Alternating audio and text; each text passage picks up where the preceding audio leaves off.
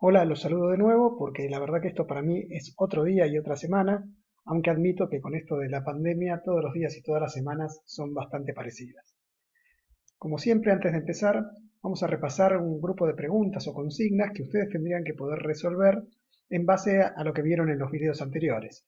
Reitero la recomendación de que vayan tomando nota a medida que ven los videos, que traten de hacer los gráficos y que no por ver los videos dejen de mirar la bibliografía obligatoria que está en el campus virtual en la misma unidad o módulo que estos videos. La primera pregunta que tienen que poder contestar, dado el video anterior, es ¿qué se entiende por un cambio en la demanda? En particular, cómo se ve reflejado eso en el gráfico y cómo se ve reflejado un aumento o una disminución de la demanda en un gráfico del mismo tipo. ¿Cuáles pueden ser las causas de los cambios en la demanda, ya sea de un aumento o de una disminución en la demanda? ¿Cómo afecta un cambio en el ingreso de las familias a la demanda? En este caso, recuerden que la respuesta es depende. Si el objetivo de una campaña publicitaria es cambiar la demanda o la cantidad demandada de los consumidores. Y finalmente, la pregunta que queda. Bien, supongamos que en una noche, recordemos que la demanda es una variable flujo, yo tengo mi curva de demanda de Fernet con Coca y mi curva de demanda de cerveza. En ese momento los precios son de 250 para el Fernet y de 120 para la cerveza y yo estoy dispuesto a consumir 3 unidades de Fernet con Coca a un precio de 250 y 6 unidades de cerveza a un precio de 120. De todas formas esto es ficticio, no voy a mezclar Fernet con Coca con cerveza, pero a los fines del ejemplo va a funcionar. Si en ese momento hay un cambio en el precio del Fernet con Coca, lo ponen a 2 por 1, con lo cual el precio sería 125. Por ley de la demanda, yo estaría dispuesto a cambiar mi cantidad demandada de Fernet con Coca y pasaría a aumentar mi cantidad demandada de 3 a 6. En el caso de la cerveza, sin que cambie el precio de la cerveza, yo estaría dispuesto a tomar menos cervezas porque son bienes sustitutos en la demanda, con lo cual disminuiría mi demanda de cerveza y sin que haya cambiado el precio, yo tendría una nueva curva de demanda que haría que yo dejara de consumir 6 unidades para consumir 4. En el primer caso es un cambio en la cantidad demandada de Fernet con Coca porque se debe a un cambio en el precio. En el segundo caso es un cambio en la demanda porque se debe a un determinante diferente del precio de la cerveza, que es el precio del bien sustituto, que en este caso es el Fernet con Coca. Un cambio en la cantidad demandada de Fernet con Coca produce una disminución en mi demanda de cerveza. Veamos ahora el tema de los bienes superiores y los bienes inferiores. Recordemos que son bienes que, si bien satisfacen la misma necesidad, uno se relaciona de manera directa con el ingreso y el otro se relaciona de manera inversa. Yo, en mi caso, prefiero la cerveza negra a la cerveza rubia, con lo cual, aun cuando la cerveza negra sea más cara, yo estoy más dispuesto a consumir cerveza negra que cerveza rubia.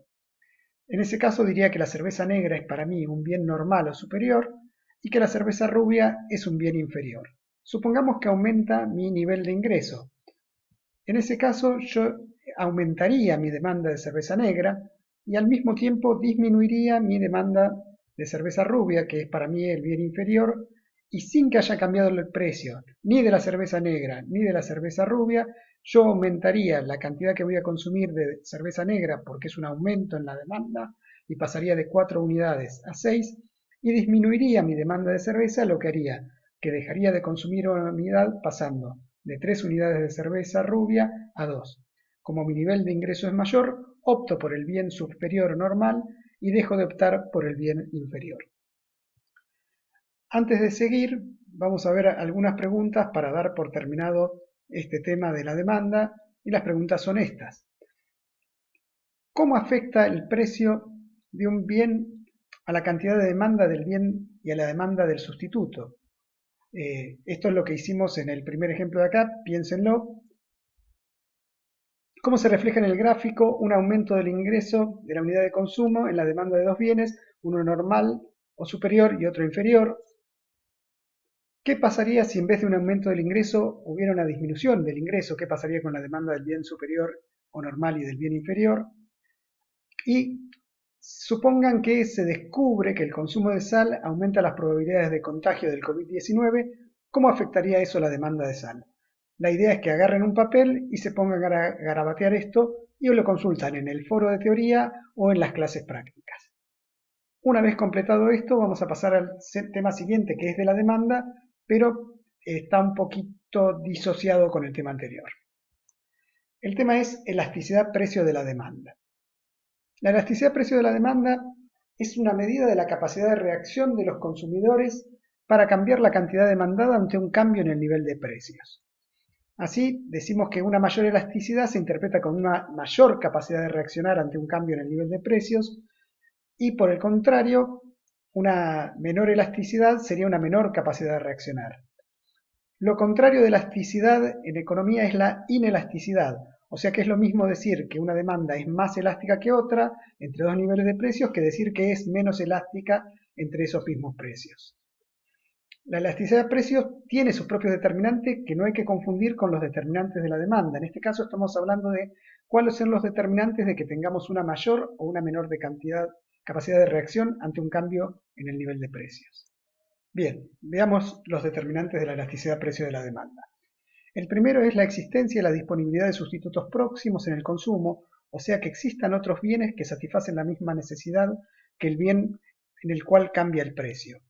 Si subiera el precio de un bien y tengo sustitutos próximos, rápidamente puedo pasar a consumir esos bienes y dejar de consumir el bien que subió el precio. En ese caso diríamos que la demanda va a ser más elástica en la medida que existan más bienes sustitutos a los cuales puede acceder el consumidor.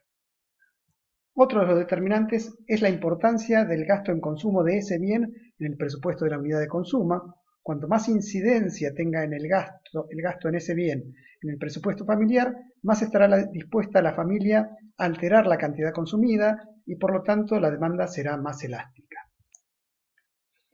La importancia de la necesidad que satisface el bien también es otro determinante. Cuanto más importante, más básica sea la necesidad que satisface el bien, la demanda tenderá a ser menos elástica, ya que los consumidores no podrán dejar de satisfacerla. Un ejemplo típico es la baja elasticidad que tiene el consumo de alimentos. No tenemos sustitutos para los alimentos, por lo tanto, por más que suba el precio, no podemos alterar nuestra cantidad consumida, aunque sí podemos cambiar su composición. Finalmente, el tiempo, un mayor tiempo para reaccionar, nos da más capacidad de reacción, como ocurre en prácticamente todos los órdenes de la vida. El coeficiente de elasticidad-precio de la demanda tiene una expresión que es variación porcentual en la cantidad sobre la variación porcentual en el precio entre barras de valor absoluto. Las barras de valor absoluto se usan porque cuando queremos comparar dos valores de elasticidad queremos decir cuál es más grande, pero la variación porcentual en la cantidad y la variación porcentual en el precio, por ley de la demanda, siempre son en sentido contrario. Si aumenta el precio, disminuye la cantidad, y si disminuye el precio, aumenta la cantidad.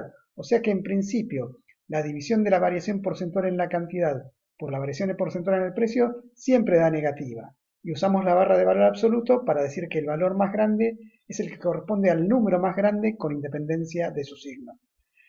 Como el instrumental matemático que tenemos en este curso no es importante, nosotros vamos a calcular la elasticidad-precio de la demanda en el arco o en el punto medio entre dos puntos.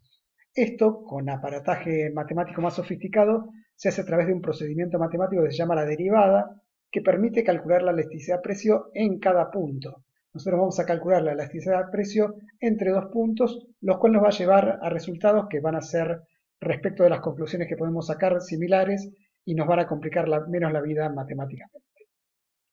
¿Cómo es esto de la variación porcentual en la cantidad dividido la variación porcentual en el precio? Bien, lo primero que tenemos que saber es entre qué puntos queremos calcular la elasticidad-precio de la demanda. En este caso, vamos a tomar una curva de demanda donde queremos calcular la elasticidad-precio entre el precio P1 y el precio P2.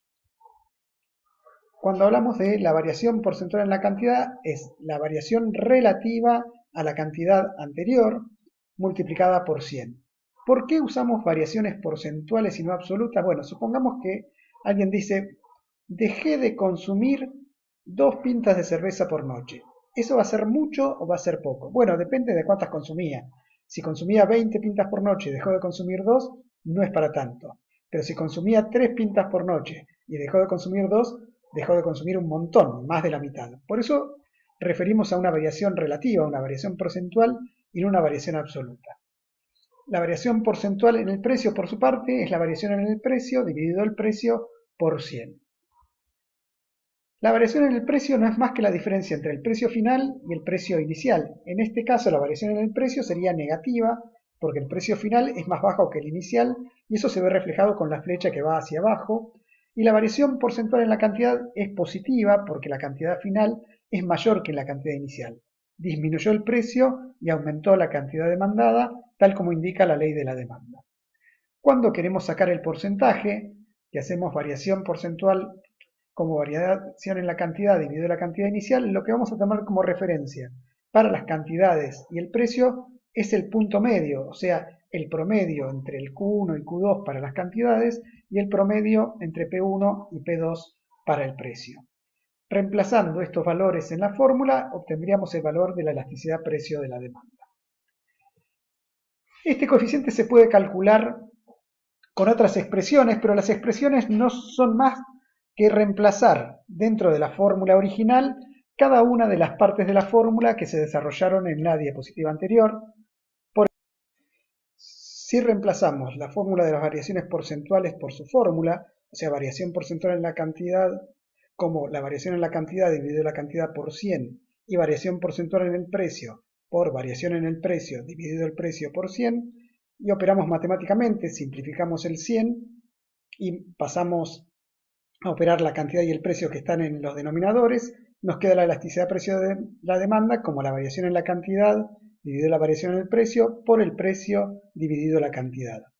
Por otra parte, como la variación en la cantidad es la cantidad final menos la cantidad inicial y la variación en el precio final menos el inicial, y los promedios implican sumar y dividir por 2 los precios y las cantidades, obtenemos esta segunda expresión, que es la tercera en realidad, que no hay que tener ningún problema de usar cualquiera de ellas porque todas arrojan el mismo resultado. Dependiendo del tipo de datos que tengamos en un problema, nos va a convenir una o utilizar las otras. Bien, con esto terminamos este denso video de elasticidad precio de la demanda y la seguimos en el próximo video con el mismo tema.